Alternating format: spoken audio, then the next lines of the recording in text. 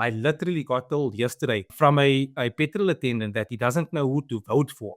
I don't think things should be like this. Especially in a beautiful country like this that we love. So it all starts from a point of accountability from self, right? Working through a platform that will then give these corporations, these politicians, the accountability to start listening to us. Lance Dickson is a Rhodoport-based AI technologist. Self-funded with no venture money and no government backing, he spent the past year building Ryze, a South African civic action platform, giving any citizen the tools to discover, join, or start organized campaigns against corporations and government entities failing their communities. He calls it, in his own words, built to, quote, convert passive outrage into organized economic consequence. Lance, welcome to Biz News. Thank you so much for having me, Irakli. Appreciate it. You've described the same conversation often, whether it be in Ryze or boardrooms or on WhatsApp, that a government or company fails the community, everyone agrees, and then nothing happens. When did you decide to take action into your own hands? Yes, 100%. So I think this has been a constant theme amongst, not only my peers, but I think amongst many South African citizens. We've got the rage, right? It's constantly a talking point, but we do absolutely nothing with this. It always leads to a dead end. I actually got to a point where I thought I don't think that is a valid enough point. I think we have the technology available to actually do something about it. And myself and my partner actually got to a point where we started doing something about it. So we started developing something that I think would bring more South Africans together. Because there's a lot of us. We, I think, are known as one of the countries that have put boycotting on the map. And I think this platform perfectly sort of solidifies that positioning. So I'm extremely excited about it. And you point to moments in South African history, from the Alexandria bus boycott in 1957 to the consumer boycotts in the mid-1980s, that were done with nothing but pamphlets and word of mouth. What convinced you that the same discipline now built on technology could work again today? So essentially, what happened in the past shows us that the power of the majority is something that we can always leverage upon. So what motivated us was the fact that back in the day, there wasn't any digital platforms for these organizations, these citizens to get together to show discontent against corporations and government entities, municipalities, and so forth. So we've gotten a lot of sort of guidance from that standpoint, and due to the fact that we believe that there's a lot of change to be done in South Africa. There's a lot of potential. I love this country tremendously, and I think we have a lot of citizens that love this country tremendously as well. So it sort of naturally developed into an idea of combining what we were good at, what we've always been good at, which is holding organizations accountable. So I think, because everybody spends the majority of their time online, everybody has access to a laptop, everybody has access to a cell phone. It just brought us to a natural conclusion that building some sort of a platform where we could all meet up and show this content was, I think, the natural way to go. And that led us to the Ryze Civic Action Platform. And might I add also, a first of the kind, not only for South Africa, but for the world as well. First of its kind, and something that has been similarly done before in respect to, if you recall, Data Must Fall, with Amandla.Mobi changing data rules for 20 million people through the campaign. What makes Ryze different, and what does the infrastructure look like? Okay. So essentially, it's built on immediate sort of online sentiment. The main sort of pillar behind it is the AI intelligence, right?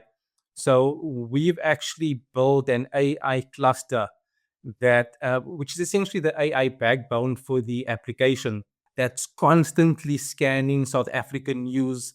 It's constantly monitoring social sentiment. It's validating campaigns and legal risk. It's building entity accountability profiles. And it's all with AI grade intelligence. So it's not just a petition sort of platform where we look to gain numbers. This is actual 24/7 running intelligence. So the nice thing about it is every campaign that is started, every campaign that is joined upon, it's not built on a whim of this might be the right thing to do. It actually shows whether this is the right way to go with regards to the boycott campaign. So everything shows whether it is legal or not. We have a companion app as well called Lexio that is essentially built upon the backbone of the Constitution, as well of the Bill of Rights and every single branch of law. So it's constantly validating against this, so that legal compliance is maintained at every given point as well. So the accountability, not only on the other end, but on the actual initial end. The person starting these campaigns, that accountability is there as well, all tracked as well, all within the legal standpoint also. So walk us through, as an example, what happens when a contentious campaign is started and it may not be supported by evidence. How does AI provide those guardrails in that process? I guess not just from the campaign side, but also on the other side against the kind of corporation or government entity that it's holding account to. How does that mechanism work? Perhaps an example. So like I said, the main sort of USP of the entire platform is the AI backbone, right? So we have a cluster of 6 AI Ryze agents, with the main one being Catalyst. Okay, so Catalyst is the orchestrator, it's the master agent that sort of coordinates all the other agents as well. It manages the intelligence board, it assigns all the tasks, it synthesizes everything into a daily briefing. It escalates whether there's urgent alerts. So think of it as sort of a mission control. So we get that entire platform on our end, right? All the distillation of all of these reports. But then the user that's actually starting these campaigns will get it into a sort of extremely distilled response in terms of whether there is accountability to be held, right? And whether we work within that sort of legal frames as well. Okay, so all of that is guided by the other 5 agents, with the main news intelligence agent being Argus. So this agent essentially is just tasked to monitor the news 24/7, right? That's your Daily Maverick, News 24, Times Live, Ground Up, EWN, Business Live. It essentially just extracts all of that civic stories, extracts all of the key entities, and nothing is built on rumor, right? Everything is built on real news that could be sort of searched online. So we've tried to build as many accountability mechanisms into the actual cluster as possible, so that there's no misinformation spread at any particular time. So that's the second agent. The third agent, Vox, is the social sentiment agent.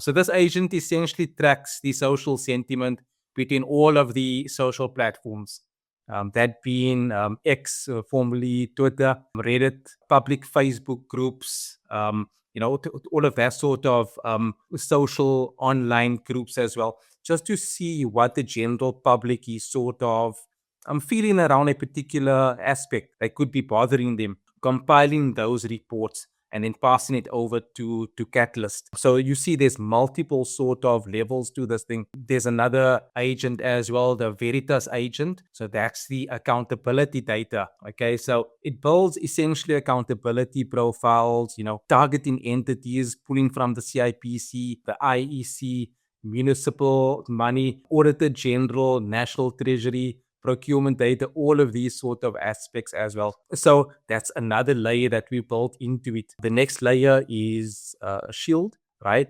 This does the trust and legal screening. So essentially, every single campaign goes through Shield before it goes live, right?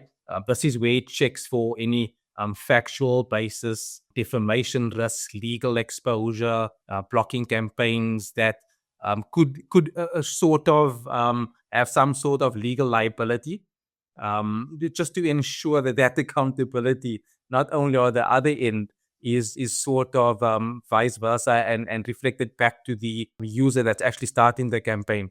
So that's the other layer of accountability. And then the last one, Irakli, is the scribe.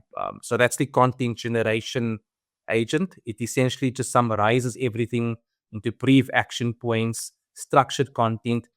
Everything is essentially captured in the backend, and then users can actually draw these reports as well. There's a lot of talk currently around open models and closed models. How does your solution approach that problem? And how do you account for bias in your models, especially scaling these agents? Yeah. So it's all closed sourced models that we're using. We trying it to be as bipartisan as possible. The app itself has no bias towards any side, whether that be a municipality, any particular politician, any corporation. It is bipartisan by nature, and that is one of the sort of accountability points that we've sort of trained from the off. It was actually one of the first things that we trained the models on, and that is only to work on pure evidence, right? So essentially, and mitigating any sort of polarity between what could be real and what could be fabricated, because we know that there are some actors, some bad actors out there. We know the platform has a possibility of being taken advantage of, and hence why we built all of these accountability points into the system itself, right down to the training of the model as well.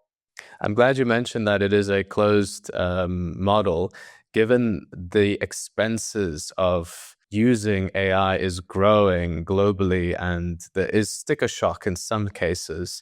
How do you manage the cost side given the complexity of the architecture? So because so look, like you mentioned earlier, everything is privately funding. We haven't gotten any outside funding at all. So it's not cheap. It does cost money. Our agency is essentially covering all of these costs. But in terms of mitigating the costs as much as possible, we have, like I said, we have used our own server infrastructure, and this way as well, it helps us mitigate the security aspect as well. Data leakage is one of the most sort of important aspects when it comes to AI agents. So what we've sort of done to mitigate this as well is to, like I said, have everything on our own servers, run through our own servers as well, so that everything is managed to us and all of the data does not escape at all. The major thing with that is it's helped us to keep the cost low. It's helped us to keep the cost manageable as well. And but yeah, these expenses are growing. I think with regards to the platform getting bigger and bigger, this is when we're going to have to be a bit more smarter with the way that we deploy these agents. Because remember, they are working 24/7. But it seems you're on the right track in keeping it local and also on local servers and also managing that compliance element and thinking ahead and managing, personal information. What's next for Ryze? So, look, essentially, we want to try and get this in front of as many eyeballs as possible. Our live beta will be ready within the next 7 to 10 days. Thereafter, we have the Play Store application as well. That will take another 2 weeks thereafter. So essentially, the main goal, Irakli, is to give the power back to the citizens, right? We constantly, myself and my partner, we constantly speaking to people on the streets, right? Whether that be at a petrol station or whatever the case may be. And there's discontent, everybody is sort of on the same page. We are in this together, and people don't know where to go to. I literally got told yesterday from a petrol attendant that he doesn't know who to vote for. I don't think things should be like this. especially in a beautiful country like this that we love. So it all starts from a point of accountability from self, right? Working through a platform that will then give these corporations, these politicians, the accountability to start listening to us, right? That's what we want. We want to be heard, and I think this is going to be that wake up sort of lesson for them to start hearing us out. And the only way we can do that is to try and get this in as many hands as possible. And that's my goal. So that's my mission over the next few months. Wonderful. Lance Dickson, hoping South Africans hold companies and councils to account before they even reach the ballot. Thank you for joining us. Thank you so much for having me.